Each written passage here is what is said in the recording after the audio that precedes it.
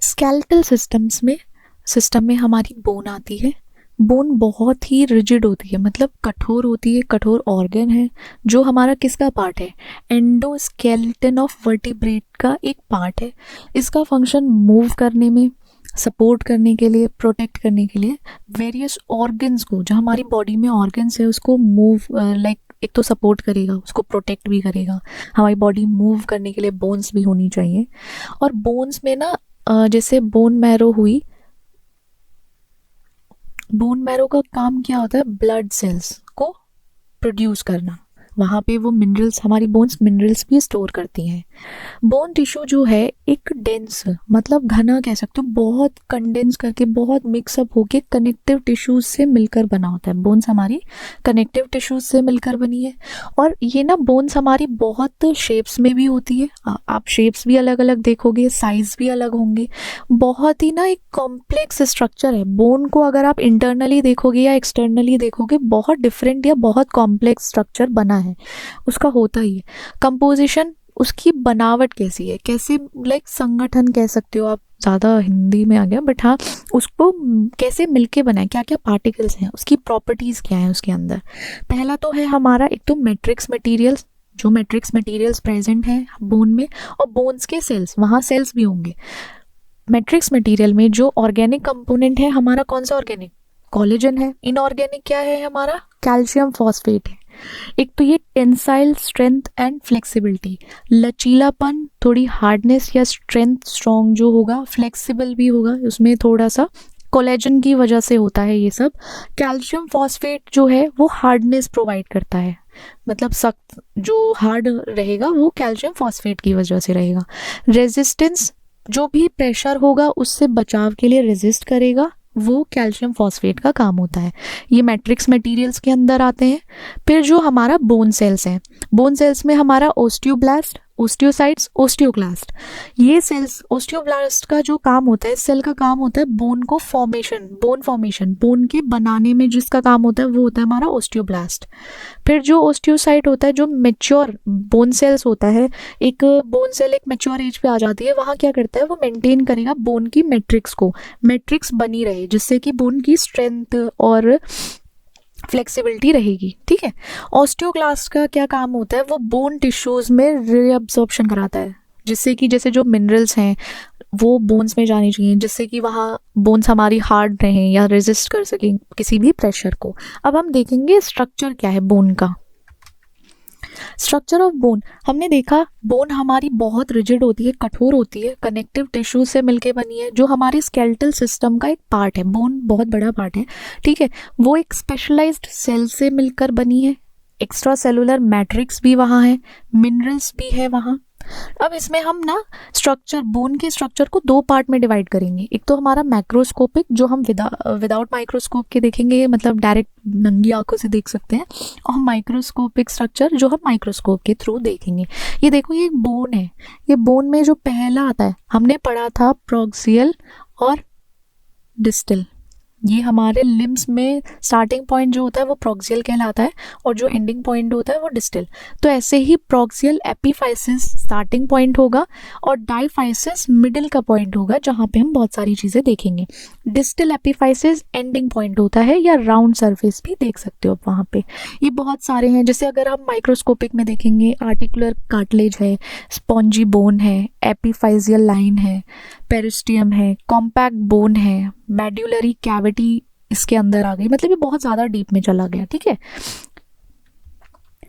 Macroscopic structure of bone में जो diaphysis है, डायफिसिस हमने देखा था, बीच का पार्ट है, मिडिल का, ठीक है, वो बहुत ज़्यादा लॉन्ग है, सिलिंड्रिकल है एक तरीके से, लॉन्ग बोन का पोर्शन है वो, जो कॉम्पैक्ट बोन से मिलकर बना है, जो क्या देता है, हमारी स्ट्रेंथ देगा, रिजिडिटी देगा, कि जिससे वो बहुत स्ट्रॉन्गनेस, हार्ड, और उसमें कठोरपन होता है। डाइफिसिस जो मिडिल पार्ट होता है। एपिफिसिस जो होता है the round ends of long bone, जो ना राउंड, जैसे हमारी ये बोन है, यहाँ पे कोई राउंड सा एंड आ रहा है, वो एपिफिसिस है। एपिफिसिस में हमारा जैसे प्रॉक्सिमल हो गया या डिस्टल हो गया, इस तरीके से पढ़ेंगे। और किससे मिलकर बना होता है, स्पंजी बोन से। ठीक है। आउटर लेयर जो होती है वो कॉम्पैक्ट बोन से होती है, जो अंदर मोस्टली है वो स्पंजी बोन है। ठीक है। मेटाफिसिस होता है, ये डायफिसिस और एपिफिसिस के बीच का रीजन है, the region between diaphysis and epiphysis, जहाँ पे बोन की ग्रोथ होती है। ये एरिया जो है, जैसे ये बीच का एरिया है, इतना एरिया, यही ग्रोथ होगी, ये नहीं बढ़ते। एपिफिसिस या डायफिसिस जो है वो नहीं बढ़ता, बीच का जो मेटाफिसिस है, ये मेटाफिसिस वाला पार्ट ही ये बढ़ेगा। ये या तो आपको चाइल्डहुड, बचपन के समय होता है, या फिर एडोलेसेंस, जब आप थोड़ा सा एडल्ट एज में आते हो, टीन एज में, एडोलेसेंस में जाते हो, तब बढ़ता है। इसमें एपिफिजियल प्लेट्स होती हैं, उसको बोल सकते हैं हम ग्रोथ प्लेट। एपिफिजियल प्लेट को हम क्या बोलते हैं? Growth plate. पेरियोस्टेम एक डेंस फिब्रस मेम्ब्रेन है जो हमारी बोन के आउटर सरफेस को कवर करती है, एक्सेप्ट एट जॉइंट्स। जॉइंट्स में नहीं कवर करेगी, ये हमारी जो बोन की आउटर सरफेस है वहां पे एक बहुत घना फाइबर्स का मेम्ब्रेन बनाती है, फिब्रस मेम्ब्रेन बनाती है कवरिंग के लिए। क्या कंटेन, इसमें क्या क्या जाता है इस मेम्ब्रेन में ना? Blood vessels. बोन्स में ऐसा नहीं होता कि कुछ नहीं है, वहां पे भी ब्लड वेसल्स होती हैं, नर्व्स होती हैं जिससे आप महसूस करते हो बहुत सारी, और ऑस्टियोजेनिक सेल्स होते हैं जो बहुत असेंशियल है किसके लिए? ग्रोथ के लिए। ऑस्टियोजेनिक जो सेल्स हैं हमारे, वो किसके लिए जरूरी है? बोन ग्रोथ के लिए, रिपेयर के लिए और न्यूट्रिशन के लिए। एंडोस्टियन एक थिन लेयर है या फिर वेस्कुलर मेम्ब्रेन है जो बहुत ही मतलब थिन लाइन है। इनर सरफेस जो है हमारी बोन की, वहां पे जो एक थिन लाइन है वो एंडोस्टियम है। उसमें क्या क्या आ जाता है? वहां पे हमारा मेड्यूलरी कैविटी आती है, एंड ट्रैब्यूकुलर स्पंजी बोन होता है। किसका? स्पंजी बोन का ट्रॉबिकुले होता है। और वहीं पे ऑस्टियोजेनिक सेल्स जो होता है, हमने देखा था वो बोन की ग्रोथ में और रिपेयर में काम आता है, सेम इस यहाँ पे भी ऑस्टियोजेनिक सेल्स होते हैं। मेड्यूलर कैविटी में एक हॉलो स्पेस है, मतलब बीच में कुछ नहीं है, खाली खोखला है, हॉलो स्पेस है जो डायफिसिस के बीच में है। लॉन्ग बोन, ये जो डायफिसिस है इसके बीच में जो ये एरिया है ये हॉलो है।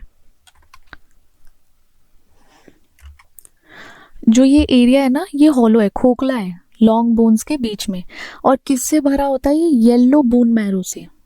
वो क्या स्टोर करता है? हमारा फैट और एनर्जी रिजर्व। हमारा जो ये डैम है एक तरीके से रिजर्वॉयर जो है यहाँ पे एक तो येलो बोन मैरो होती है, उसका काम क्या होता है?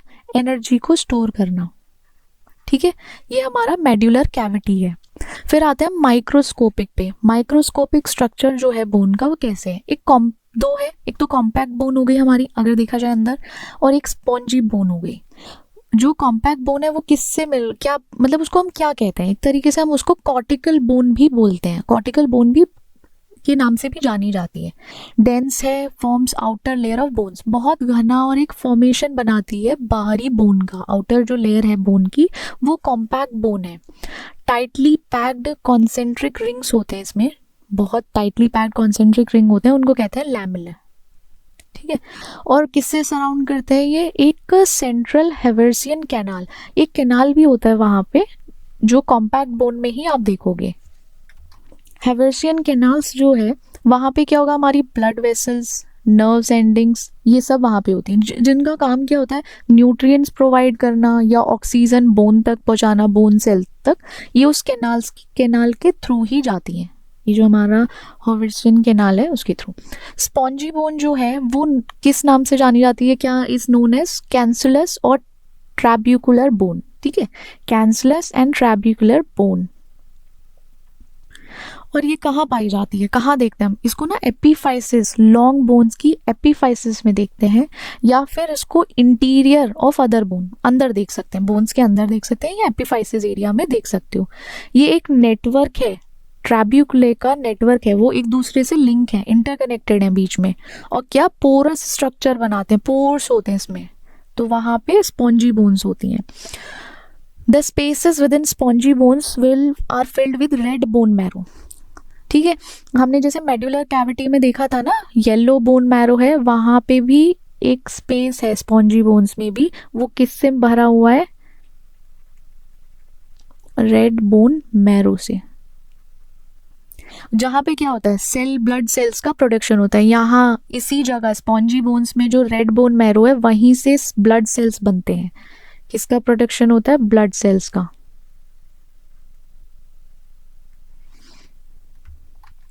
हमारे बोन्स का ना फंक्शन क्या होता है? देखो, बोन्स का फंक्शन तो आप सबको पता है कि एक तो प्रोटेक्शन देगा, हमें बचाएगा, हम लड़ेंगे, मारे पीटेंगे तो एक दूसरे की हड्डी से तोड़ देंगे इस तरीके से। तो एक तो प्रोटेक्शन का काम करेगा, आपको बचाएगा, बचाव होगा, सपोर्ट करेगा कि जिससे आपकी मसल्स और टिश्यू का एक फ्रेमवर्क, मतलब एक स्ट्रक्चर बना रहे। मूवमेंट कराएगा, आप जैसे मसल्स हैं, मसल्स बोन से अटैच रहती हैं तो उसके थ्रू मूवमेंट होता है। मिनरल स्टोरेज, यहाँ मिनरल्स कैल्शियम फॉस्फेट जो हो गया या फिर कुछ भी फॉस्फोरस हो गया, कैल्शियम हो गया। बचपन में बोलते हैं ना बच्चे को ज़रा सा वो बचपन में उसको वो खिलाते हैं कैल्शियम की टैबलेट्स, वो इसलिए है क्योंकि मिनरल स्टोरेज, उसको मिनरल्स की ज़रूरत है। ब्लड सेल प्रोडक्शन होता है, वहाँ पे जो कैविटीज़ हैं, मेडुलर कैविटी हो गई, उस कैविटी में बोन मैरो रहती है। अगर बोन मैरो है तभी हमारे ब्लड सेल का प्रोडक्शन होगा। और फिर बोन ग्रोथ और रीमॉडलिंग भी होता है, बोन की ग्रोथ भी होती है, वहीं पे रीमॉडलिंग भी होती है, कहीं शेप में, टिश्यूज़ में रिप्लेसमेंट या रीशेपिंग होती रहती है। जैसे ग्रोथ है, हमारी बोन जो है वो ग्रो करेगी लेंथ में, ठीक है। जब एक्टिविटी होती है, जो हमारी हमने पढ़ा था ना एपिफिजियल प्लेट होती है, एपिफिजियल प्लेट जो हमारी ग्रोथ प्लेट भी कहलाती है, तो वो किस चीज़ में हेल्प करती है? बोन की ग्रोथ में। जो हमारी बोन है वो डायमीटर में भी ग्रो करेगी, ठीक है। किसके थ्रू? बोन टिश्यूज जब एक से दो, दो से तीन होते रहेंगे सरफेस पे या वैसे, तो वो हमारी बोन ग्रो करेगी। रीमॉडलिंग में हमारा, जैसे रीमॉडलिंग में एक लाइफ लॉन्ग प्रोसेस है, ये पूरी ज़िंदगी भर का एक चलता फिरता प्रोसेस है, जहाँ पे कंटिन्यूसली लगातार हमारे जो बोन टिश्यूज़ हैं वो या तो रिप्लेस हो जाएंगे या फिर रीशेप हो जाएंगे, कुछ ना कुछ चेंजेस उसमें, रीमॉडलिंग चलती रहती है। और ये किस वजह से होती है? ऐसा नहीं होता कि हमारी बॉडी अपने आप इधर से हड्डी को मन किया कि यहाँ से निकल जाती हूँ, यहाँ से बदल जाती हूँ, ऐसे हो जाती हूँ, ऐसा कुछ नहीं होता। जब बाहर से कोई भी स्ट्रेस पड़ेगा, जैसे कभी जैसे आपका एक्सीडेंट हो जाता है या फिर कभी कोई गिर जाता है तो किसी की बोन ब्रेक हो जाती है या फ्रैक्चर हो जाता है, तो जब वो स्ट्रेस पड़ता है तभी हमारी रीमॉडलिंग होती है बोन की, वरना ऐसे नहीं होती। या कुछ हार्मोनल चेंजेस हों या कुछ वैसे जेनेटिकली कुछ प्रॉब्लम हो, तब एक हमारी रीमॉडलिंग हो जाती है। हमारी मतलब कि हमारी बोन्स की रीमॉडलिंग होती है। कभी मॉडलिंग यहाँ पे कर दो। टाइप्स ऑफ बोन्स, देखो 5 तरीके की बोन्स है। एक तो हमारी लॉन्ग बोन हो गई, short bone, flat bone, irregular bone, sesamoids bone, ठीक है। इसमें लॉन्ग बोन्स में ये लॉन्गर तो है, ये वाइड होती हैं, मतलब चौड़ी भी होती है एक तरीके से। ये एक लिवर फंक्शन का काम करती है मूवमेंट में। सबसे बड़ी लॉन्गेस्ट बोन जो हमारी है वो कौन सी है? फीमर, ठीक है। Femur, tibia, fibula, humerus, radius, ulna, इनका काम ये लॉन्ग बोन्स में आती हैं, लिवर फंक्शनिंग में होती है, मूवमेंट की फंक्शनिंग में हेल्प करती हैं। अब इनको देखोगे, ये हमारे लिम्स में रहती हैं, arms, legs and all. Short bones जो हो गई हमारी क्यूब शेप्स की होती हैं, इसे याद रखो, क्यूब शेप की होती हैं और हमें सपोर्ट देती हैं या स्टेबिलिटी करती हैं। अगर हमारी लिटिल मूवमेंट हो उसमें स्टेबिलिटी या सपोर्ट का काम करती हैं। कार्पल्स हो गए, टार्सल्स हो गए, ये बोन्स है हमारी रिस्ट बोन्स और एंकल बोन्स, ठीक है। ये बहुत छोटी छोटी बोन्स होती हैं। फिर आते हैं हम फ्लैट बोन्स पे। फ्लैट बोन्स बहुत ज़्यादा थिन बोन्स होती हैं। जैसे आप देखोगे ये इसके ना नीचे हमेशा ऑर्गन्स रहते हैं, इनका सरफेस एरिया भी बहुत बड़ा रहता है और ये ना मसल्स के साथ अटैच रहती हैं। इनका अटैचमेंट पे इशू अलग है, इनका अटैचमेंट ज़रूरी है। स्कल बोन एक हो गई हमारी, स्कैपुला, स्टर्नम, रिब्स, इनके नीचे ये वाली फ्लैट बोन्स ज़रूरी हैं और बहुत इंपॉर्टेंट हैं। ये बहुत असेंशियल लोगों की बॉडीगार्ड है, ठीक है। ब्रेन का स्कैपुला और स्टर्नम, रिब्स, हार्ट, लंग्स, इन सबको बचा के रखती हैं, तो हमें इन पे ज़्यादा ध्यान देना चाहिए। फ्लैट बोन्स पे सब पे ध्यान दो, क्योंकि अगर चलने के लिए चाहिए या फिर मूवमेंट और स्टेबिलिटी के लिए चाहिए, ये बोन्स ज़रूरी हैं। फिर आते हैं हम हमारी इरेगुलर बोन्स, जिनका पर्टिकुलर एक कोई शेप नहीं है, इरेगुलरिटी है। प्रोटेक्शन सपोर्ट ये करेंगी पूरी तरीके से, बस उनका ना थोड़ा सा शेप कॉम्प्लेक्स है। ये थोड़े कॉम्प्लेक्स से हड्डियाँ हैं, कुछ ना कुछ उल्टा सीधा है इनमें, बहुत ज़रूरी है बट एसेंशियल है। Vertebrae, sacrum, coccyx, bone of the pelvis, ठीक है। ये बहुत ज़रूरी है। हमारी रीढ़ की हड्डी जो वर्टिब्रे है वो ज़रूरी है, वहीं पे सैक्रम, कॉकेक्स बहुत ज़रूरी है, जो एक प्रोटेक्शन में भी काम आता है, सपोर्ट में भी। अगर आप बैठोगे, कैसे बैठोगे, आपका एक पोस्चर होगा, वो कैसे होगा, तो वो इस बोन्स में जो वर्टिब्रे है, ये प्रोटेक्शन, कॉम्प्लेक्स शेप्स हैं इनके, बट ये प्रोटेक्शन और सपोर्ट में काम करते हैं। सीसामॉइड बोन्स है, ये थोड़ी स्मॉल बोन्स होती हैं, राउंड बोन्स होती हैं। और जैसे पटेला होता है, नी कैप, हमारे पटेला साहब बहुत ज़रूरी हैं चलने के लिए। आजकल तो पटेले में दर्द होता है बहुत लोगों के, तो अपने ये ना सीसेमॉइड बोन्स को ना थोड़ा सा ध्यान रखो, क्योंकि ये फ्रिक्शंस को ना रिड्यूस करता है। हमारा जो है जैसे थोड़े बहुत भी फ्रिक्शन होगा उसको कम करेगा। पटेला बोन्स आर रियली नेसेसरी, क्योंकि वहाँ पे बहुत लोगों के क्या होते हैं, ब्रेन्स। कुछ लोग समझ पाएंगे इसको, why I said that. Gender base नहीं होता है पटेला में ब्रेन, सबके होता है, किसी किसी के होता है, किसी के नहीं होता है। Health and disease of bone. Health जो है हमारी या डिजीजेस कैसे होती हैं बोन में, एक तो ऑस्टियोपोरोसिस। ऑस्टियोपोरोसिस ना एक बहुत कॉमन सी, एक तो अर्थराइटिस, फ्रैक्चर्स, ये बहुत कॉमन डिजीजेस हो गई या बहुत कॉमन हेल्थ इश्यूज हो गए हमारे ह्यूमन बॉडी में इस टाइम। एक तो ऑस्टियोपोरोसिस जैसे है एक कंडीशन है जिसमें ना बोन का मास कम हो जाता है, और ससेप्टिबिलिटी मतलब ये ना फ्रैक्चर के लिए प्रोन हो जाता है। एकदम से आपको अगर ऑस्टियोपोरोसिस है तो आपके फ्रैक्चर्स देखे जाएंगे बहुत ज़्यादा। अर्थराइटिस में आपके जॉइंट्स में ना इन्फ्लेमेशन, स्वेलिंग आ जाएगी, या जो आपके बोन्स के सराउंड में है या बोन स्ट्रक्चर है उसमें चेंजेस आएंगे। अर्थराइटिस भी बहुत कॉमन है, लोगों के जॉइंट्स पेन रहते हैं बहुत ज़्यादा। फ्रैक्चर्स, बोन पे ज़रा सा स्ट्रेस पड़ा या इम्पैक्ट हुआ तो वहाँ से बोन ब्रेक हो सकती है। ये सब हेल्थ इश्यूज़ या डिजीज़ हो सकती है बोन की, आप देख सकते हो, बहुत कॉमन है। Divisions of bone, divisions of skeletal system. कैसे कैसे डिवीजन हुआ है हमारे स्केलेटल सिस्टम का। ह्यूमन स्केलेटल सिस्टम जो है वो दो पार्ट में डिवाइड होगा, दो। एक तो एक्सियल स्केलेटन है हमारा, एक अपेंडिकुलर स्केलेटन है। एक्सियल स्केलेटन बोन्स में 80 बोन्स आएंगी, अपेंडिकुलर स्केलेटन में 126, तो ये टोटल मिलके 206 बोन्स होंगी। और इसमें ना हमने पढ़ा था एक्सियल स्केलेटन में हमारा मोस्टली हेड, नेक, ट्रंक आता है, ठीक है, और अपेंडिकुलर में हमारे लिम्स आ जाते हैं, गर्डल्स आते हैं। तो डिवीजन जो हुआ है, स्कल्स में हमारे 22 बोन्स हैं, वर्टिब्रल में हमारी 20, कॉलम्स में जो है 26 बोन्स है, थोरेसिक केज जो है वो 25 बोन से मिलके बना है, हायोइड बोन हमारी एक ही बोन है, ऑडिटरी ऑसिकल्स में 6 बोन्स प्रेजेंट है। वहीं अपर लिम्स में हमारे 64 बोन्स हैं, लोअर लिम्स में हमारे 62 बोन्स हैं, पेक्टोरल गर्डल में 4 बोन्स, पेल्विक गर्डल में 2 बोन्स। तो ये टोटल हमारी 206 बोन्स हैं पूरी बॉडी में। ओके, अब ये बोन्स कौन ध्यान रखेगा, किस किस को याद करनी है बोन्स? ये बोन्स उनको याद करनी है जो बोन्स को तोड़ने की हिम्मत रखते हैं, लाइक जिनकी लड़ाइयाँ ज़्यादा होती हैं। एक्सियल स्केलेटल में हमारी 80 बोन्स हैं। सबसे पहले हम ऊपर का पार्ट पढ़ेंगे जहाँ पे नेक, हेड, ट्रंक आ जाता है। तो 80 बोन्स होती हैं, वो हमारी बॉडी के वेट को सपोर्ट करती हैं। एक्सियल बोन्स में हमारा जैसे स्कल की 22 बोन्स हैं, जिसमें क्रेनियल बोन्स, ठीक है, क्रेनियल बोन्स हमारी है 8 बोन्स, फेशियल बोन्स है 14 बोन्स, ठीक है। ये हम 22 बोन्स ऐसे याद रखेंगे। क्रेनियल बोन्स में हमारी है frontal, parietal, occipital, temporal, sphenoid, ethmoid. ये लर्निंग के लिए है, याद रखनी है सबको। हमारे क्रेनियल ऊपर के माले में की बोन्स हैं ये। फेशियल जो फेस की बोन्स है, वहाँ पे मैक्सिला, जाइगोटिक, जाइगोमेटिक, नेसल, लैक्रिमल, पैलेटाइन, इंफीरियर नेसल, कॉनकेव, वॉर्मर, मैंडिबल। तो ये फीचर्स हैं। स्कल्स में हमारी जो बोन्स है वो 22 बोन्स हैं, जिसमें 8 क्रेनियल बोन्स हैं। तो ऐसे करके ना आप याद करने के लिए 8 + 14, ये हमारी 8 जो है वो क्रेनियल बोन्स हैं और 14 हमारी फेस की, ये हेड तक है, ठीक है। फिर उसमें हमारा मैंडिबल, लोअर जॉ जो है वो मूवेबल बोन है स्कल का। और जो है जो इमूवेबल जॉइंट्स आ गए वो हमारे ये क्रेनियल बोन्स हैं। फेशियल बोन्स हमारे इमूवेबल जॉइंट्स हैं, इनको हम सूचर्स भी बोलते हैं। और मैंडिबल जो है वो लोअर जो प्रेजेंट है हमारे फेस पे, जो लोअर जो है वो मूव नहीं होगा, हमारे स्कल का जो पार्ट है। इसका क्या फंक्शन होता है, इसको हमारी बॉडी में प्रोटेक्ट करने का। ये जो बोन्स है हमारे ब्रेन को प्रोटेक्ट करेंगी। और हमारे एक फेस का जो स्ट्रक्चर है, आप देखते हो सबकी फेस अलग अलग होता है, वो इसकी वजह से होता है क्योंकि हमारी बोन्स का स्ट्रक्चर थोड़ा बहुत एक दूसरे से डिफरेंट हो जाता है। Provides attachment points for muscles, ये अटैचमेंट पॉइंट्स भी है, मसल्स भी यहाँ अटैच होंगी। आप फेशियल एक्सप्रेशन या मैस्टिकेशन, जब आप चुविंगम चबाते हो तो उसमें भी एक एक्सप्रेशन आता है, आपका मूवमेंट होता है।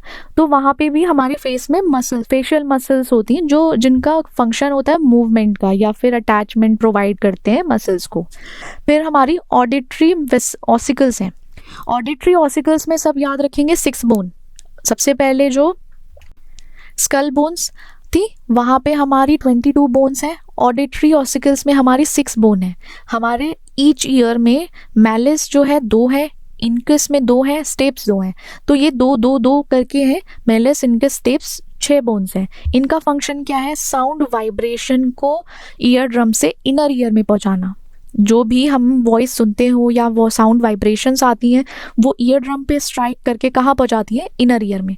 फिर है हमारी हायोइड बोन। हायोइड बोन एक ही बोन है, ये हमारी ना यू शेप की बोन होती है। आप नेक में देखोगे ना, एक यू शेप की बोन होती है, वो सपोर्ट करती है हमारी टंग को और हेल्प भी करती है जिससे हम स्वेलो कर सकें। खाना खाते टाइम जब हम अंदर लेकर जब स्वेलो करते हैं तो उसमें काम आती है। हायोइड बोन है, एक ही बोन है, ठीक है। इसको याद करना इजी होगा, 22 6 1, ठीक है।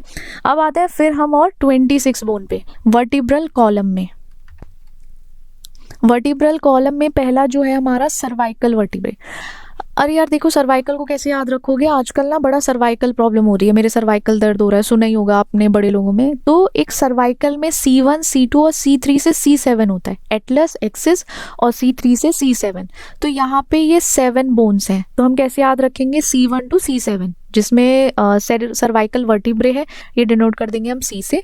थोरेसिक वर्टिब्रे में 12 बोन्स हैं, थोरेसिक के T से याद रखेंगे, CTLSC, ठीक है।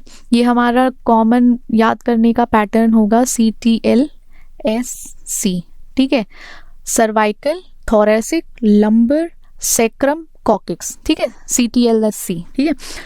तो टी थोरेसिक वर्टिब्रे में T1 से T12 बोन्स है, यहाँ 12 बोन्स हो गई थोरेसिक की। लंबर वर्टिब्रे में हमारी 5 बोन है, L1 L5, और L1 L5 में आप देखोगे L4 L5 में बहुत लोगों को जो प्रॉब्लम होती है वहाँ क्या होता है? स्पाइनल प्रॉब्लम होती है। इसको हम ना क्या बोल सकते हैं? स्लिप डिस्क भी सुना होगा आपने कि बहुत लोगों को इस टाइम स्लिप डिस्क की प्रॉब्लम है। वो कहाँ होती है? यहाँ पे होती है, लंबर वर्टिब्रे में L4 L5 से प्रॉब्लम हो जाती है। फिर हमारा सेक्रम है। सेक्रम ना एक ही बोन है, लेकिन क्या होता है इसमें ना 5 जो सेक्रल वर्टिब्रे हैं एक साथ मिल जाती हैं, फ्यूज रहती हैं। और कॉकिक्स में भी 3 to 5 कॉकिजियल होता है, लेकिन वो एक दूसरे में फ्यूज रहती हैं, मिली हुई रहती हैं, तो वो एक दिखती हैं। होती 3 से 5 है, बट वो एक होने के कारण बस हम उसको 1 काउंट करेंगे, तो 26 बोन्स हो जाएंगी यहाँ पे। ये हमने देखा था, ये वर्टिब्रल कॉलम में 26 बोन है। फीचर्स देखते हैं। वर्टिब्रल कॉलम में 33 वर्टिब्रे हैं, ठीक है।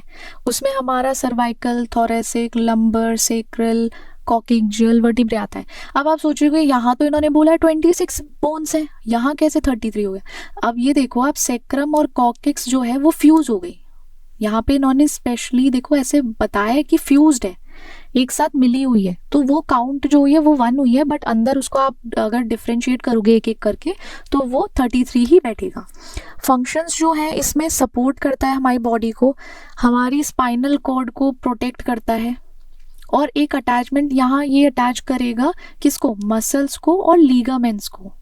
फ्लेक्सिबिलिटी और मूवमेंट प्रोवाइड करेगा, हमारा लचीलापन, हमारा घूमना फिरना, मूवमेंट, वो किसकी वजह से होगी? यहाँ पे वर्टिब्रल कॉलम इस फंक्शन के लिए भी काम आएगा। ये आते हैं हम रिब केज पे। रिब केज हमारी 25 बोन्स हैं, रिब्स जो है हमारी 24 बोन्स हैं, ठीक है। 12 पेयर्स हैं, दोनों साइड से ऐसे ऐसे मिला के 12 पेयर्स बनते हैं। ट्रू रिब्स जो होती है वो हमारी 1 to 7 होती है। ट्रू रिब्स इसलिए बोलते हैं क्योंकि ये स्टर्नम से ना डायरेक्टली अटैच रहती हैं, या कॉस्टल कार्टिलेज से डायरेक्टली अटैच रहती हैं, इसलिए ट्रू रिब्स बोलते हैं।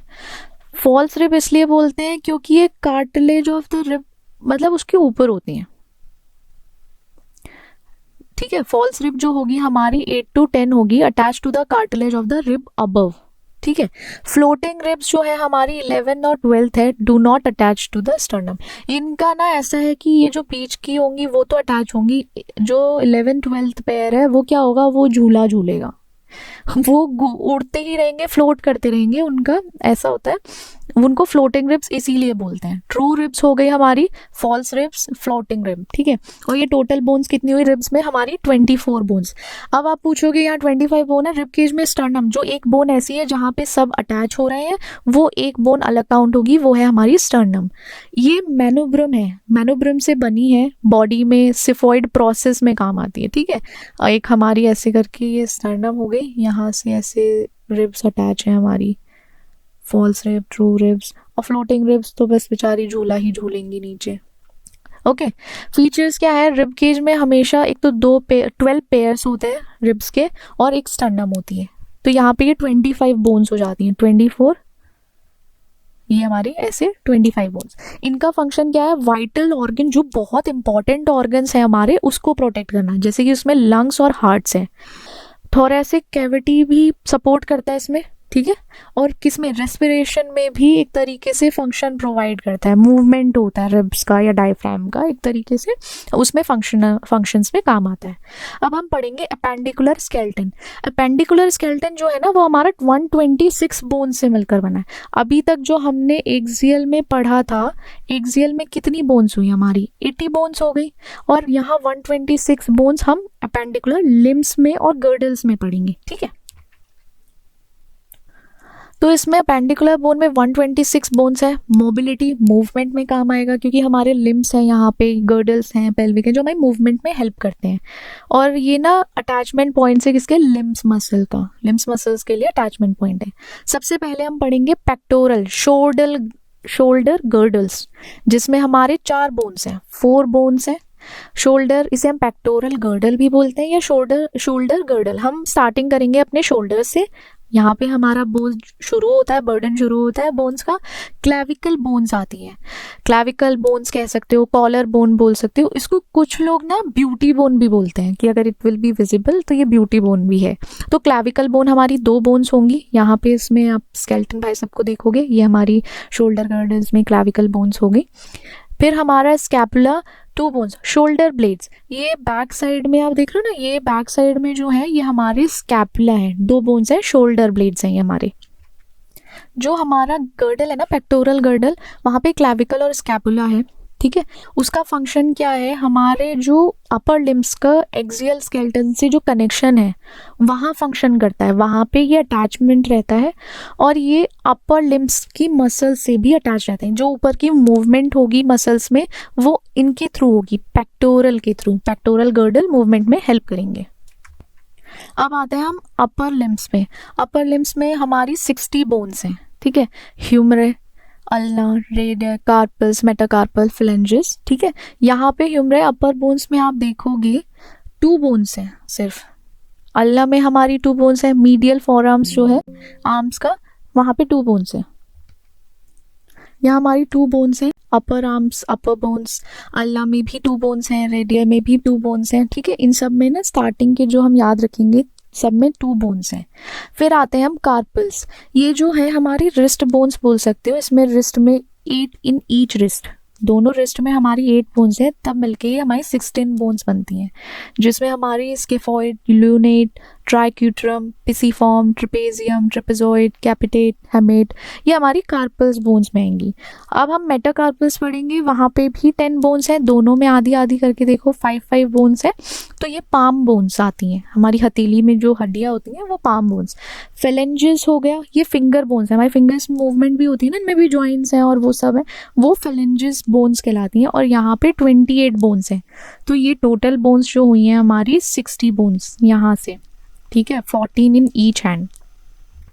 यहाँ पे जो फीचर्स हैं अपर लिम्स में, तो ये सब हो गए, humerus, radius, ulna, carpals bone, metacarpals, phalanges. इनका फंक्शन क्या है, एक तो मूवमेंट प्रोवाइड करना, ठीक है, मूवमेंट, डेक्स्ट्रिटी, और ये ना ग्रास्पिंग, अगर आपको कोई चीज़ पकड़नी है, कोई चीज़ उठानी है, या ऑब्जेक्ट को चेंज करना है, थोड़ा बहुत इधर उधर करना है, वहाँ पे ना ये इन सब बोन्स का बहुत ज़्यादा यूज़ है, ठीक है। फिर आते हैं हम पेल्विक गर्डल पे, ये हम पेल्विक गर्डल को हिप गर्डल भी बोलते हैं, जहाँ पे कॉक्सिल बोन्स होती हैं, 2 बोन्स हैं, वो फ्यूजन है इलियम, स्कियम, प्यूबिस, ये 3 बोन्स का फ्यूजन है। इसका क्या होता है, 2 बोन से मिलके बनी होती है कॉक्सिल बोन, ठीक है। इसका काम क्या होता है, आप जैसे वेट है, अपर बॉडी का वेट आएगा, जब आप बैठोगे, खड़े हो जाओगे, तो वो हैंडल करता है, वहाँ पे इसका सपोर्ट ज़रूरी है पेल्विक गर्डल्स का। वहीं पे अटैचमेंट्स हैं लोअर लिम्स में, वो प्रोटेक्ट करते हैं किसको, अटैचमेंट्स हैं तो वो प्रोटेक्ट करेंगे हमारे पेल्विक रीजन को, या हमारी लोअर लिम्स जिसका अटैचमेंट है तो वहाँ भी, ठीक है। पेल्विक गर्डल्स हमारे लोअर लिम्स से अटैच रहते हैं। यहाँ पे जैसे ये हमारे लोअर लिम्स हैं, अभी तक हम अपर लिम्स का पढ़ रहे थे। लोअर लिम्स में 60 बोन्स हैं, जहाँ पे फीमर, पटेला, टीबिया, फिबुला, टार्सल, मेटाटार्सल, फ्लेंजिस। अब देखो मेटाटार्सल, फ्लेंजिस, टार्सस ये हमने कहाँ पढ़े थे? ये हमने ऊपर अपर लिम्स वाले आर्म्स में भी पढ़े थे। तो इसको ऐसे याद रखो, वहाँ भी 14, जैसे टार्सल्स में 14 बोन्स, एंकल्स में हमारे, जैसे एंकल्स तो नहीं थे ऊपर, बट यहाँ पे आप ध्यान रखो 7 दोनों एंकल्स को मिला के यहाँ 14 बोन्स होंगी। मेटाटार्सल बोन्स हमारे फुट बोन्स हैं, 5 ईच होंगी, दोनों पैरों में 5-5। और फ्लेंजेस हमारे 14 बोन्स होंगे, 7 like 3 in each toe, 2 in each big toe. इस तरीके से ये हमारी 60 बोन्स हो जाएंगी। थाई फीमर को थाई बोन कहते हैं, ये हमारी थाई बोन है।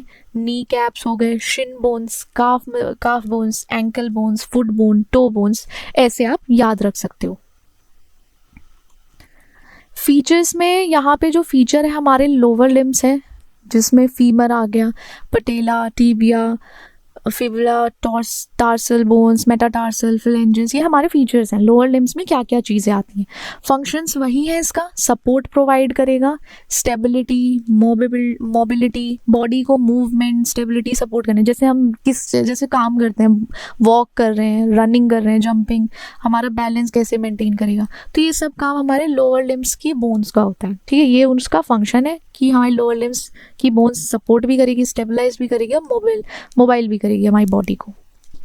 Function of the skeletal system. अब हम स्केलेटल सिस्टम का फंक्शन पढ़ेंगे कि करता क्या है। देखो हम वैसे तो सब में डिटेल में पढ़ चुके हैं कि फंक्शन क्या है। यहाँ पे आप देखो स्केलेटल सिस्टम बोन से बना होता है, कार्टिलेज से, लिगामेंट से, टेंडन से, जो ह्यूमन बॉडी के एक रोल प्ले करता है, सब काम करेगा। उसमें जो काम है एक तो सपोर्ट का है।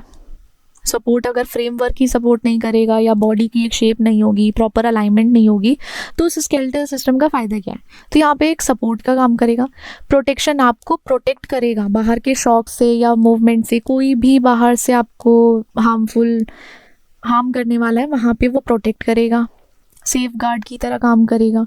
मूवमेंट, बोन्स में जो लिवर की तरह वर्क करेगा, वो हमारी मसल्स जो हैं बॉडी को मूव कराएंगी।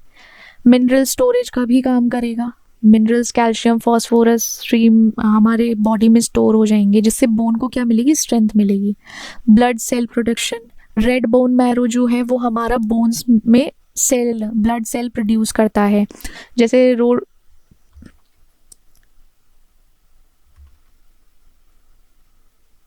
हमारा जो ब्लड सेल प्रोडक्शन है, रेड बोन मैरो जो है ना, बहुत सारी बोन्स के अंदर, लाइक सर्टेन बोन्स में प्रेजेंट रहती हैं, कुछ ब्रेन में बोन्स में, जैसे स्टर्नम हो गया, पेल्विस है, प्रॉक्सिमल एंड है लॉन्ग बोन्स का, वहाँ प्रेजेंट होती है।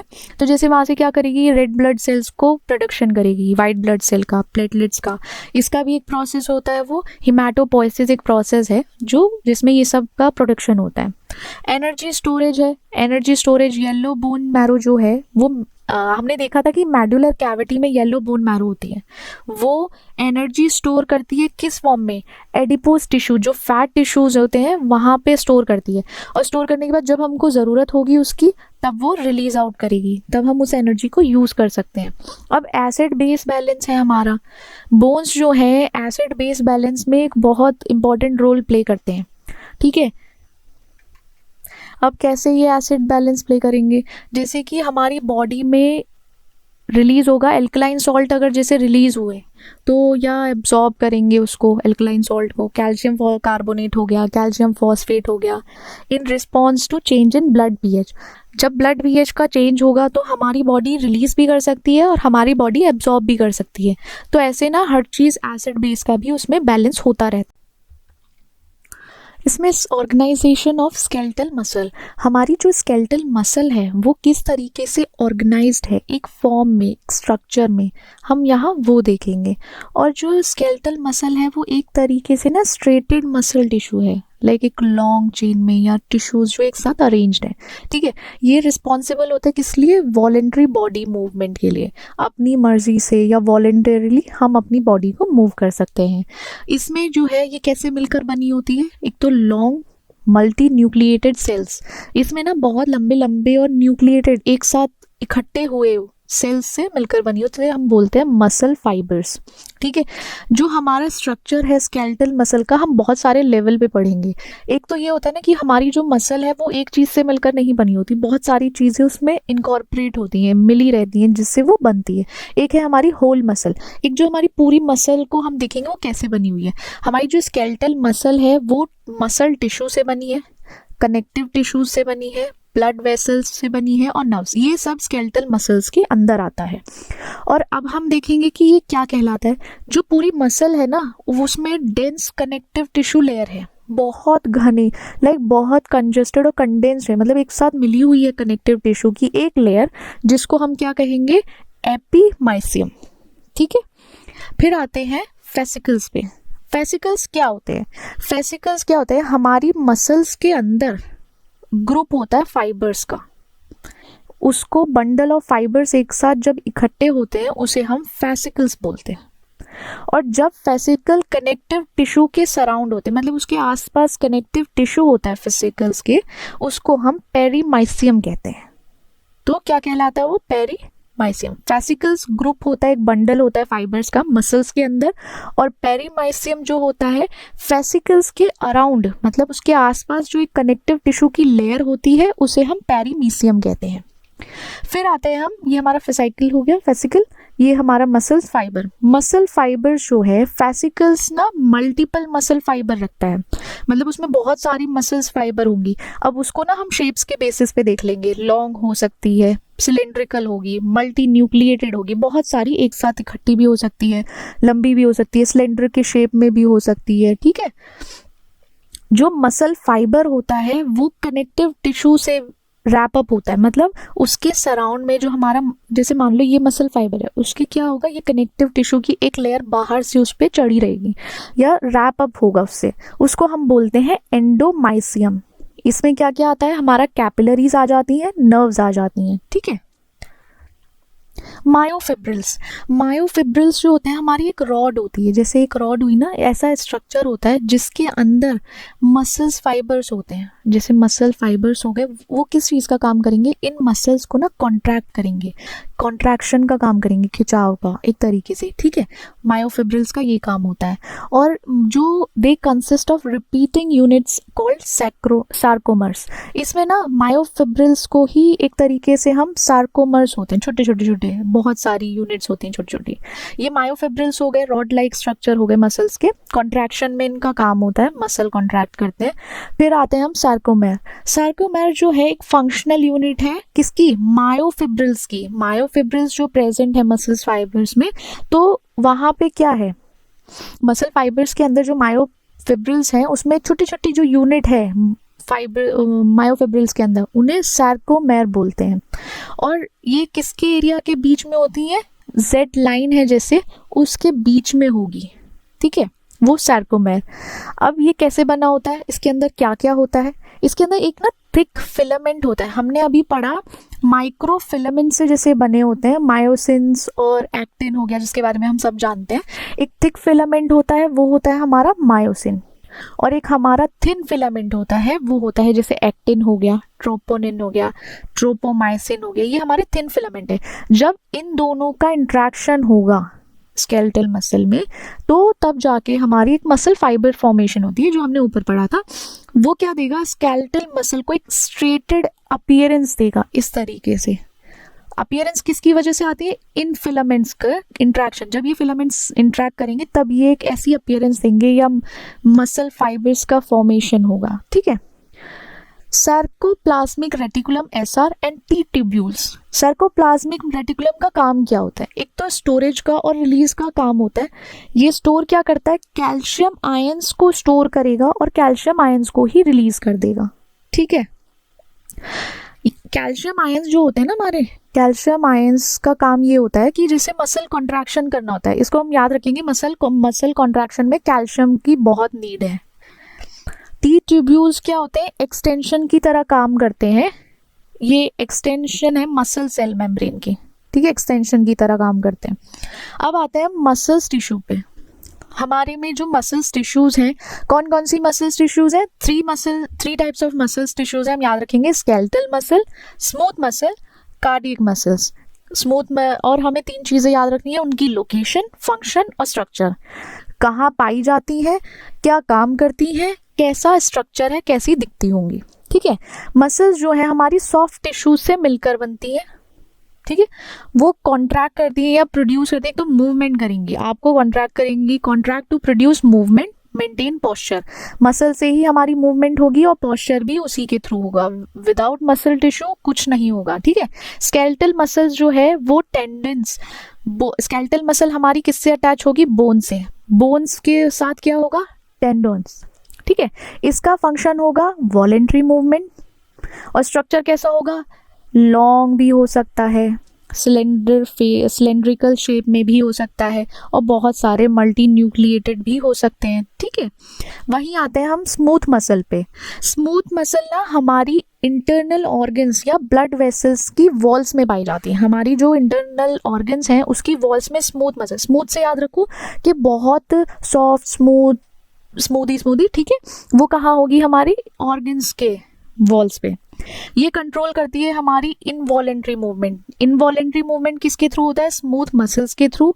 जैसे movement of substance through internal passage, कोई भी मूवमेंट होना हो, अगर हमारे मसल्स में या वैसे किसी ऑर्गन में मूवमेंट होना हो तो वो किसके थ्रू होगा, इसके थ्रू होगा, स्मूथ मसल्स के। स्ट्रक्चर कैसा होगा, देखो ये स्ट्रेशन नहीं होता, इसमें स्ट्रेटेड कुछ नहीं है, इसमें ना स्पिंडल शेप होगा, कोई अलग सा शेप इस टाइप से, मतलब अलग ही शेप होगा। ठीक है। सिंगल होगा या मल्टी न्यूक्लिएटेड हो सकते हैं फाइबर्स इसमें एक साथ और अलग अलग। ये हमारा स्मूथ मसल्स हैं। कार्डियक मसल्स, कार्डियक मसल हमारी कहाँ है, कार्डियक से याद रखो हमारे दिल में, इट्स इन आवर हार्ट। ठीक है। ये हार्ट में होता है, इसका फंक्शन होता है pumps blood through out the body. Cardiac muscle जो है हमारी ब्लड पूरी बॉडी में पहुंचाएगा, और उसके साथ साथ जो न्यूट्रिएंट्स हैं, गैसेस भी आ जाएंगे। ठीक है। गैसेस भी इसी में आ जाएंगे कार्डियक मसल्स के थ्रू। और कैसा स्ट्रक्चर होता है, एक ब्रांच होती है, एक ब्रांच के फॉर्म में होता है, या सिलेंड्रिकल फाइबर्स होते हैं, एक दूसरे से अटैच होते हैं, और अटैच होने के बाद या तो इसमें बीच में एक न्यूक्लियाई होगा या 2 हो सकते हैं, 1 और 2 न्यूक्लियाई हो सकते हैं इसमें। ये स्ट्रेटेड भी हो सकता है, स्मूथ मसल्स में स्ट्रेशन नहीं होता, और connected by intercalated disc for coordinated contraction. इनके बीच में ना एक डिस्क, एक लाइक इंट्रैक्शन के लिए, कनेक्शन के लिए डिस्क टाइप की होती है। क्या करती है वो, कॉन्ट्रैक्ट करती है, मसल्स को कॉन्ट्रैक्शन प्रोवाइड करती है। ठीक है। ये हम इसमें देखेंगे कार्डियक मसल्स में। अब हम बढ़ेंगे फिजियोलॉजी ऑफ मसल कॉन्ट्रैक्शन, कि मसल कॉन्ट्रैक्शन होती कैसे है, इसका प्रोसेस क्या है। मसल कॉन्ट्रैक्शन में क्या होता है, एक ना प्रोसेस है, नॉर्मल प्रोसेस है, जिसमें हमारे मायोफिलामेंट्स जैसे एक्टिन है, मायोसिन है, वो एक दूसरे में ना बातचीत करेंगे, लाइक इंटरेक्ट करेंगे एक दूसरे से। तब क्या होगा, तब जाके मसल कॉन्ट्रैक्शन होगा। हमारी जैसे एक मसल है, इसमें मायोफिलामेंट हो गया, ठीक है, और एक एक्टिन मायोफिलामेंट्स में एक्टिन और एक मायोसिन। जब ये एक दूसरे से इंटरेक्ट करेंगे मसल फाइबर के अंदर, तो क्या होगा, कॉन्ट्रैक्शन होगा, मसल का कॉन्ट्रैक्शन होगा। जैसे जिसमें मसल हमारी शॉर्टन भी हो सकती है, और उसमें एक तरीके का फोर्स भी जनरेट हो सकता है। ठीक है। ये कॉम्प्लेक्स प्रोसेस है हमारा मसल कॉन्ट्रैक्शन, जो हम इसमें पढ़ेंगे कि कैसे कैसे होता है। इसमें हम इस प्रोसेस को हम 4 पार्ट्स में ब्रेक डाउन करेंगे। 4 की स्टेप्स होंगे। पहला जो है हमारा न्यूरोमस्कुलर ट्रांसमिशन, ठीक है। सेकंड है हमारा एक्साइटेशन कॉन्ट्रैक्शन, फिर है एक्साइटेशन कॉन्ट्रैक्शन कपलिंग, देन है हमारा क्रॉस ब्रिज साइक्लिंग, और फिर है हमारा muscle relaxation. Starting from contraction या ट्रांसमिशन, किस तरीके से एंड में मसल रिलैक्सेशन भी ज़रूरी है, वो कैसे होगा हम इसमें पढ़ेंगे। ये पूरा एक मसल फाइबर का ना स्ट्रक्चर है। मसल फाइबर ऐसे दिखता है, उसके अंदर क्या क्या चीज़ें होती हैं, न्यूक्लियस है, मसल फाइबर है, माइटोकॉन्ड्रियन है, सार्कोलेमा है, मायोफिब्रिल्स है, ठीक है, और किस तरीके से ये कॉन्ट्रैक्शन करेगा ये हम पढ़ेंगे। ठीक है। जो न्यूरोमस्कुलर ट्रांसमिशन है ना, यहाँ पे हम देखेंगे एक्शन पोटेंशियल इनिशिएशन कैसे होता है, मतलब कैसे इनिशिएट करेगा हमारा जो मसल कॉन्ट्रैक्शन है वो कैसे स्टार्ट होगा। एक एक्शन पोटेंशियल है, नर्व इम्पल्स जनरेट हुआ, कहाँ पे होगा, मोटर न्यूरॉन में, फिर वहाँ एसिटाइल कोलिन रिलीज होगा। जो एक्शन पोटेंशियल था, नर्व इम्पल्स था, वो ट्रैवल करेगा मोटर न्यूरॉन एक्सॉन के थ्रू, कहाँ पे जाएगा, न्यूरोमस्कुलर जंक्शन पर जाएगा। वहाँ पे वो क्या करेगा, ट्रिगर करेगा कि तुम रिलीज कर दो एसिटाइल कोलिन को, ये है।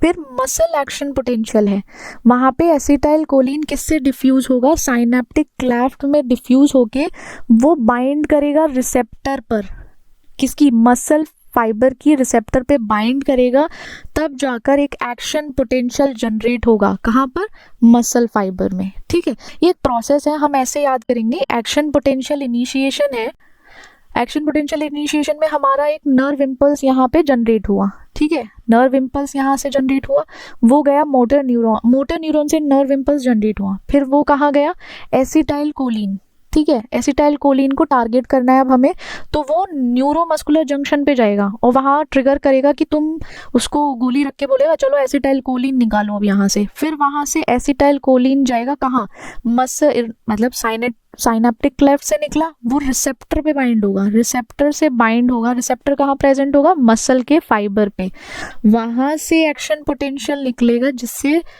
कोई इम्पल्स निकलेगा या रिएक्ट करेगा, वो होगा मसल फाइबर के अंदर। ठीक है, नर्व इम्पल्स जनरेट हुआ, इसलिए न्यूरोमस्कुलर ट्रांसमिशन कहलाता है। फिर आता है हमारा excitation contraction coupling. Excitation contraction coupling कैसे होगी, पहले होगा हमारा प्रोपोगेशन ऑफ एक्शन पोटेंशियल। इसमें जो एक्शन पोटेंशियल है वो सार्कोलेमा में स्प्रेड कर जाएगा, फैल जाएगा सार्कोलेमा में, फिर वो वहाँ से सार्कोलेमा में स्प्रेड करने के बाद कहाँ जाएगा, टी ट्यूब्यूल्स में जाएगा, जहाँ पे यहाँ पे हमने देखा जो हमारा एक्शन पोटेंशियल है, नर्व जो है वो कहाँ से स्प्रेड होना शुरू होगा, सार्कोलेमा से। जब वो स्प्रेड करेगा फिर नीचे जाएगा टी ट्यूब्यूल से, फिर क्या करेगा, वो जो है सार्कोलेमा में स्प्रेड हो जाएगा। ठीक है, स्प्रेड होगा, इन्वेजिनेशन मतलब आक्रमण कर देगा एक तरीके से ना, वो उस पर डिफेंड करेगा, डिफेंस करना स्टार्ट करेगा और वो डीप मसल फाइबर्स में जाएगा। जब मसल्स फाइबर में जाएगा वहाँ कैल्शियम रिलीज देखेंगे हम। इलेक्ट्रिकल सिग्नल ना किसको ट्रिगर करेगा, यहाँ एक इलेक्ट्रिकल सिग्नल रिलीज होगा जो ट्रिगर करेगा कि कैल्शियम आयन को रिलीज कर दो, कहाँ से, एसआर से, सार्कोप्लाज्मिक रेटिकुलम से एसआर से रिलीज होगा कैल्शियम, कहाँ पहुँचेगा वो, सार्कोप्लाज्म में, जो एक तरीके से मसल फाइबर का साइटोप्लाज्म है। फिर कैल्शियम जो है, कैल्शियम बाइंडिंग होगी कैल्शियम की, कैल्शियम आयन किससे बाइंड करेगा, ट्रोपोनिन से, वो एक थिन फिलामेंट है जैसे एक्टिन की तरह, क्या करेगा, कॉन्फर्मेशनल चेंजेस करेगा वहां पे और मूव कर देगा ट्रोपोमाइसिन को और एक्सपोज कर देगा myosin binding site of actin. जहाँ पे मायोसिन की बाइंडिंग साइट है एक्टिन के साथ, वो उसको दिखा देगा, लाइक उसको चेंज भी कर सकता है कि उसको ट्रोपोमाइसिन को मूव कर दो और उसकी जो हमारी मायोफिलामेंट्स की मायोसिन और एक्टिन की बाइंडिंग साइट है वहाँ पे जाके खोल के दिखा देगा कि यहाँ पे बाइंड होना है, यहाँ पे चेंजेस होने हैं। तो ये एक्साइटेशन कॉन्ट्रैक्शन कपलिंग है, यहाँ कपलिंग होगी किसकी, मायोसिन और एक्टिन की। ये पूरा प्रोसेस है हमारा, कैसे हमारा एक्शन पोटेंशियल जो है सार्कोलोमा में और टी ट्यूब्यूल्स में फैलेगा, फिर वो जाके एक तरीके से सार्कोलेमा में लाइक फाइट करेगा, फाइट करने के बाद कहाँ पहुंचेगा, वो मसल फाइबर्स में। मसल फाइबर्स में ना एक इलेक्ट्रिकल सिग्नल जनरेट होगा, किसका, क्यों जनरेट होगा कि वहाँ पे एक इलेक्ट्रिकल सिग्नल हमारा क्या करेगा कि चलो यहाँ पे उसको ऑर्डर मिल गया, तुम कैल्शियम आयन रिलीज करो, कहाँ से, सार्कोप्लाज्मिक रेटिकुलम से हमारा कैल्शियम आयन रिलीज होगा, कहाँ पहुँचेगा वो, सार्कोप्लाज्म में। सार्कोप्लाज्म में पहुँचने के बाद हमारा कैल्शियम आयन जो है वो ट्रोपोनिन से बाइंड करेगा, जो थिन फिलामेंट है, और फिर क्या करेगा, एक कॉन्फर्मेशनल चेंजेस करेगा किसमें, कि ट्रोपोमाइसिन को मूव कर देगा, वहाँ जो मायोसिन और एक्टिन की एक बाइंडिंग साइट है वो उसको एक्सपोज कर देगा। ये है हमारा एक्साइटेशन कॉन्ट्रैक्शन कपलिंग का मैकेनिज्म। ठीक है, इसमें जो है हमारा क्रॉस ब्रिज साइक्लिंग में हम देखेंगे कि क्रॉस ब्रिज कैसे फॉर्म होता है। हमारा मायोसिन का हेड है, थिक फिलामेंट है, वो जाके अभी हमने देखा बाइंड हो गया, एक्सपोज कर दिया, किसकी साइट एक्सपोज की उसने, एक्टिन की, और एक्टिन से जाके क्या किया उसने, बाइंड करा दिया। फिलामेंट किससे जाके बाइंड हो गया, हमारा एक्टिन से। पावर स्ट्रोक जो है, मायोसिन का हेड है वो एक तरीके से एनर्जाइज्ड है, हाइड्रोलिसिस हुआ है वहां पे, किसके, एटीपी के थ्रू। हमारा जो यहाँ पे एक तो एक्टिन का ना, हमारा एक्टिन फिलामेंट का एक पिवट है, ठीक है, वो क्या करेगा, सेंटर, सार्कोमेर के सेंटर पे जाकर मूव कर जाएगा, वहां से क्या करेगा, वो शॉर्टन कर देगा मसल्स को। कॉन्ट्रैक्शन कैसे होगा, अब आपकी ये मसल है, इसको हमें छोटा करना है, तो इस तरीके से वो उसको एक्टिन पास में ले आएगा, ठीक है। फिर रिलीज और रीसेट का ऑप्शन होगा कि मायोसिन का हेड जो है वो, मायोसिन हेड्स रिलीज करता है क्या, एडीपी रिलीज करेगा, ठीक है। फिर वो क्या करेगा, डीअटैच हो जाएगा एक्टिन से।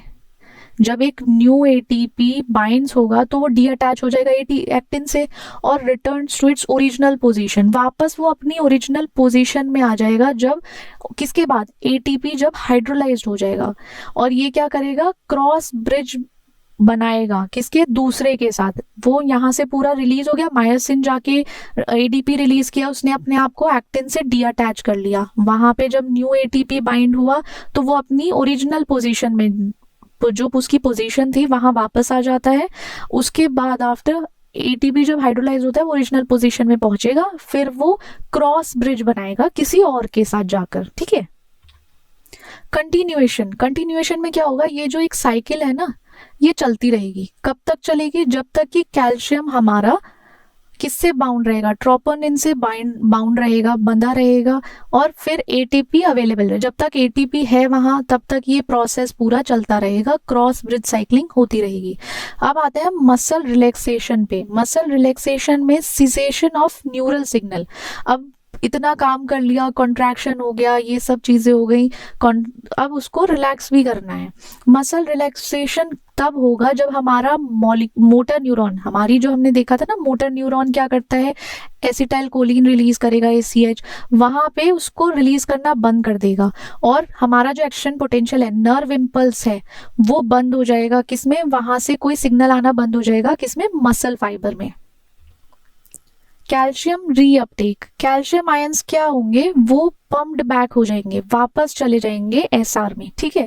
और जब कैल्शियम लेवल सार्कोप्लाज्म में डिक्रीज हो जाएगा, ठीक है, जब डिक्रीज हो जाएगा तो वहां पे अपने आप ही रिलैक्सेशन हो जाएगा कि कैल्शियम वापस चला गया, या फिर कैल्शियम के होने से ही कॉन्ट्रैक्शन हो रहा था, वहीं कैल्शियम वापस गया, या उसने काम करना अपना होना बंद कर दिया, तो वो मसल रिलैक्स हो गई। Blocking of myosin binding site. देखो मायोसिन बाइंडिंग साइट पे क्या होता है, देखो मायोसिन बाइंडिंग साइट, हमारा मायोसिन जो था वो एक्टिन से जाके एक ब्रिज फॉर्म करता है, या फिर उसकी साइट पे जाके बाइंड होता है। जब हमारा कैल्शियम डिसोसिएट हो जाएगा ट्रोपोनिन से, तो जो ट्रोपोमाइसिन था वो वापस आ जाएगा, ठीक है। वो ब्लॉक क्या करेगा, उसका काम क्या है, वो ब्लॉक कर देगा मायोसिन और एक्टिन की बाइंडिंग साइट को, दोनों मिल नहीं पाएंगे, तो क्या होगा, जो हमारा क्रॉस ब्रिज फॉर्मेशन होने वाली थी वो नहीं होगी, ठीक है। ये मायोसिन और एक्टिन का जो मिलाव नहीं होगा, मिल नहीं पाएंगे, अपने हीर रांझा एक साथ नहीं आ पाएंगे, तो कहानी ही नहीं बनेगी आगे, ठीक है। Relaxation, muscle fibre returns to its resting state. हमारा जो मसल फाइबर था, जो इतना काम कर चुका है, सब कुछ इधर उधर जा चुका है, और उसमें ये सब प्रोसेस, कैल्शियम का आना जाना, ये सब बंद हो गया। अब वो कह रहा है भाई अब तो सारे मेहमान आने बंद हो गए हैं, अब कुछ करने की ज़रूरत नहीं है, अब आराम से रिलैक्स कर सकते हैं। तो हमारा मसल फाइबर जो है रेस्टिंग स्टेट में पहुंच जाता है। अब है हमारा न्यूरोमस्कुलर जंक्शन। न्यूरोमस्कुलर जंक्शन करता क्या है, न्यूरो से याद रखो, कुछ ना कुछ तो जनरेट हो रहा है, कहाँ से, न्यूरो से, नर्व या हमारे ब्रेन से, ठीक है। न्यूरोमस्कुलर जंक्शन एक साइनेप्स है, ठीक है, वो कनेक्ट करता है हमारे मोटर न्यूरॉन को। देखो ये मोटर न्यूरॉन को किससे कनेक्ट करेगा, मसल फाइबर से। जैसे कोई भी इलेक्ट्रिकल सिग्नल गया नर्वस सिस्टम से, हमारा इलेक्ट्रिकल सिग्नल कहाँ पहुंचेगा, मसल्स में। जब मसल में सिग्नल पहुंचेगा वो करेगा मसल कॉन्ट्रैक्शन। ऐसे न्यूरोमस्कुलर जंक्शन का यूज है। न्यूरोमस्कुलर जंक्शन में जो रोल प्ले करते हैं या जिनका काम होता है, एक तो हमारा हो गया प्री सिनेप्टिक टर्मिनल, ठीक है। इसमें क्या है, एक्सॉन टर्मिनल पे पाया जाता है, हमारी जो एक्सॉन है उसके टर्मिनल पे बैठा रहता है मोटर न्यूरॉन के, ठीक है। उसका फंक्शन क्या होता है, सिनेप्टिक वेसिकल न्यूरोट्रांसमीटर होता है, रिलीज करता है, जैसे हमारे साइनेप्स में न्यूरोट्रांसमीटर कौन सा हमें चाहिए? हमें चाहिए एसिटाइलकोलिन, वो वहां से उसको रिलीज करेगा। ठीक है, ये हमारा साइनेप्टिक वेसिकल एसिटाइलकोलिन से भरा होगा और वहां पे जो हमारा एक्शन पोटेंशियल है, नर्व इम्पल्स जो कहाँ पहुंचेगा? प्री सिनेप्टिक टर्मिनल पे। वो क्या करेगा? वो ट्रिगर करेगा एसिटाइलकोलिन को रिलीज करने के लिए, कि जो हमारा यहाँ पे एक्शन पोटेंशियल है, एक्शन पोटेंशियल किसको रिलीज करेगा ट्रिगर करके? ACH, एक्शन एसिटाइलकोलिन को। सिनेप्टिक क्लेफ्ट में क्या होता है? इसकी लोकेशन कहाँ है? पहले ये पाया कहाँ जाता है? ये स्मॉल गैप्स में होता है, एक प्री सिनेप्टिक टर्मिनल और मसल फाइबर। ये हमारा पोस्ट सिनेप्टिक मेम्ब्रेन हो गया, ये हमारा प्री सिनेप्टिक टर्मिनल। इसके बीच का जो गैप होता है वहां इसको देखा जाता है सिनेप्टिक क्लेफ्ट को। इसका फंक्शन क्या है? एक हमारा न्यूरोट्रांसमीटर एसिटाइलकोलिन किसे डिफ्यूज करेगा? इसके बीच में जो गैप है ना, वहां डिफ्यूज करेगा, फिर वो मसल फाइबर के रिसेप्टर पर जाकर बाइंड हो जाएगा। ठीक है, ये इसका साइनेप्टिक क्लेफ्ट में न्यूरोट्रांसमीटर को गैप के बीच में से पास ऑन करते हुए दूसरे मसल फाइबर के सरफेस पे अटैच कराने का काम करता है। पोस्ट सिनेप्टिक मेम्ब्रेन जो है हमारा, इसको हम मोटर एंड प्लेट भी बोलते हैं। इसकी लोकेशन क्या है? जैसे हमारा एक रीजन है, मसल फाइबर सार्कोलेमा है या कोई सेल मेम्ब्रेन है, उसकी वहां होता है ये पोस्ट सिनेप्टिक मेम्ब्रेन जो होती है मसल फाइबर सार्कोलोमा पे ऊपर सेल मेम्ब्रेन की तरह। ठीक है, इसका क्या है? यहाँ पे ना ACH रिसेप्टर होता है इसके पास, एसिटाइलकोलिन रिसेप्टर होता है, जो एसिटाइलकोलिन न्यूरोट्रांसमीटर के साथ बाइंड होके मसल कॉन्ट्रैक्शन कराता है। ठीक है, इसमें अगर हम प्रोसेस, इसका मैकेनिज्म पढ़े, जैसे मैकेनिज्म है, एसिटाइलकोलिन हमारा जैसे ही रिसेप्टर से बाइंड करेगा, देखो जैसे हमारा एसिटाइलकोलिन है, ये हमारा बाइंड करेगा एसिटाइलकोलिन रिसेप्टर से, तो वो क्या कर देगा? आयन चैनल्स जो हैं उसको उसके गेट्स ना ओपन हो जाएंगे। वहाँ पे क्या करेगा? वो सोडियम को अंदर जाने की परमिशन दे देगा। जहाँ पे सोडियम आयन अंदर जाएगा, वहीं पे पोटेशियम आयन का इफ्लक्स बाहर चला जाएगा। तो इससे क्या होगा? जब ये जनरेट होगा, ये ना एंड प्लेट पोटेंशियल जनरेट करेगा, और एंड प्लेट पोटेंशियल हमारा इतना स्ट्रॉन्ग होता है कि उससे मसल फाइबर में मसल कॉन्ट्रैक्शन होता है। इसी के थ्रू जब हम हमारे मसल फाइबर में ये एंड प्लेट पोटेंशियल इतना स्ट्रॉन्ग होगा तो क्या जनरेट करेगा? मसल कॉन्ट्रैक्शन करेगा। ये इसका पूरा प्रोसेस है, कैसे आता है ऊपर से सब कुछ सिग्नल होता है, किस किस मेम्ब्रेन में क्रॉस होता है, और उसका मैकेनिज्म कहाँ तक जाता है, और मैकेनिज्म जाने के बाद वो कैसे वर्क करता है। अब आते हैं हम टर्मिनेशन ऑफ सिग्नल ट्रांसमिशन। सब कुछ स्टार्ट तो हो गया, अब हमें टर्मिनेट भी करना पड़ेगा उसको। कैसे होगा वो? सिग्नल को हमें टर्मिनेट करना है। एक ना एसिटाइलकोलिनेस्ट्रेज एंजाइम है, देखो यहाँ एज आ गया, यहाँ ये एंजाइम है, वो क्या करेगा? सिनेप्टिक क्लेफ्ट जो वो बीच का जंक्शन गैप था, वहाँ पे ये एंजाइम उसके बॉन्ड को ब्रेक कर देगा। जब इसको ब्रेक कर देगा, एसिटाइलकोलिन बाइंड नहीं होगा एसिटाइलकोलिन रिसेप्टर पे, तो आगे का फंक्शन नहीं होगा। फंक्शन नहीं होगा तो मसल कॉन्ट्रैक्शन भी नहीं होगी। ठीक है, इसका फंक्शन ये है कि जैसे ब्रेक डाउन करेगा, कोई एक प्रोसेस चलता आ रहा है या स्टिमुलेशन हो रहा है मसल फाइबर में, उसको उस प्रोसेस को आगे नहीं बढ़ने देगा। जब आगे नहीं बढ़ेगा, मसल रिलैक्स हो जाएगी हमारी, कॉन्ट्रैक्ट नहीं होगी, और वहीं पे उसका जो प्रोसेस था, प्रोसीजर था, वो टर्मिनेट हो जाता है कि भाई तेरा हो गया यहाँ पे, अब जो करना था कर लिया, अब उसको कैंसिल करो और निकालो उसको बाहर। तो क्योंकि आराम भी ज़रूरत है ना, रिलैक्सेशन भी चाहिए मसल को। यहाँ इस पे आप इस डायग्राम से ना इजीली पढ़ पाओगे। ये हमारा एक सिनेप्टिक साइनेप्स है। ठीक है, यहाँ पे वेसाइकल्स जो बने हुए हैं, ये एसिटाइलकोलिन के वेसाइकल्स हैं, इसमें एसिटाइलकोलिन है। वो क्या करेगा? यहाँ से जाएगा सिनेप्टिक क्लेफ्ट में, जाके रिलीज आउट हो जाएगा, और ये हमारा मोटर एंड प्लेट है। वहाँ पे क्या होगा? ये एसिटाइलकोलिन के रिसेप्टर से जाके बाइंड होगा, तब जाके आगे कॉन्ट्रैक्शन होगा। बट वहीं पे क्या होगा? अगर यहाँ पे हमने टर्मिनेट करना हो, उसको पहुँचाया लेकिन नहीं हुआ, ये यहाँ पे ना इसके बीच में ही ब्रेक डाउन हो जाएगा। और अगर जैसे यहाँ पे रिसेप्टर बाइंड हुआ, बाइंड होने के बाद क्या होता है? सोडियम का इनफ्लक्स हो जाएगा और पोटेशियम का इफ्लक्स हो जाएगा। तो ये हमारे एसिटाइल कोलिन रिसेप्टर है, वो जहाँ पे एसिटाइल कोलिन बाइंड होगा। ऐसे प्रोसेस चलेगा, कैसे चैनल ओपन होगा, बंद होगा, क्या निकलेगा, क्या जाएगा, और कैसे मसल कॉन्ट्रैक्शन होगा, इसके थ्रू आप इजीली याद कर सकते हो। अब हमने फिजियोलॉजी ऑफ कॉन्ट्रैक्शन तो पढ़ा, इसका क्लिनिकल रेलेवेंस क्या है कि इम्पोर्टेंट क्या है। देखो, जब भी न्यूरो मस्कुलर जंक्शन में प्रॉपर फंक्शनिंग नहीं होगी तो या तो हमारी मसल्स वीक हो जाएंगी या फिर हमें पैरालिसिस हो सकता है। मतलब अगर ह्यूमन बॉडी में अगर ये न्यूरोमस्कुलर जंक्शन काम नहीं करेगा तो मसल्स जो है, हमारी मसल्स और नर्व्स के बीच में ना एक इंटरेक्शन नहीं होगा, इनके बीच की कम्युनिकेशन टूटेगी। जब ये कम्युनिकेशन टूट जाती है तो वीकनेस हो जाता है, कभी कभी पैरालिसिस भी हो जाता है। ठीक है, ये डिसफंक्शनिंग होती है। एक प्रॉपर फंक्शनिंग इसलिए जरूरी है कि मसल मूवमेंट हो पाए सही से। और इसी का डिसऑर्डर, एक तरीके से डिसऑर्डर बोल दो या डिजीज बोल दो, मायस्थीनिया ग्रेविस है। उसमें क्या होता है, फटीग हो जाता है, मसल्स ना बहुत ज्यादा वीक हो जाती हैं ये मायस्थीनिया ग्रेविस में। टॉक्सिन्स लाइक बॉट्यूलिनम टॉक्सिन्स जैसे आप देखते हो, बॉट्यूलिनम टॉक्सिन में क्या होता है, जो मसल्स है ना वो न्यूरोमस्कुलर जंक्शन में एसिटाइल कोलिन नहीं रिलीज कर पाती, तो वहां पे प्रॉपर फंक्शनिंग नहीं हो पाती। ठीक है, नॉर्मल फंक्शनिंग के लिए न्यूरोमस्कुलर जंक्शन जरूरी है, और जहां इंटरफेयर हुआ वहां पे चेंजेस होंगे।